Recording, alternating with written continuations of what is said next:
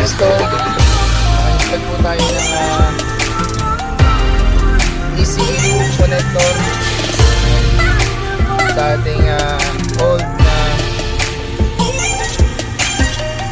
2D set monitor. Lagyan natin yan ng TV box. Ayan po. Nakakonect po yung ECU nya to monitor yung mga typical na electronic. So may electronic dashboard na tayo.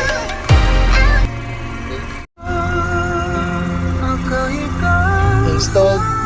Naka-install po tayo ng ECU connector yan, sa ating old na 2D set monitor.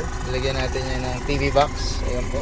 And naka-connect po yung ECU nya to monitor yung mga typical na electronic. So may electronic dashboard na tayo.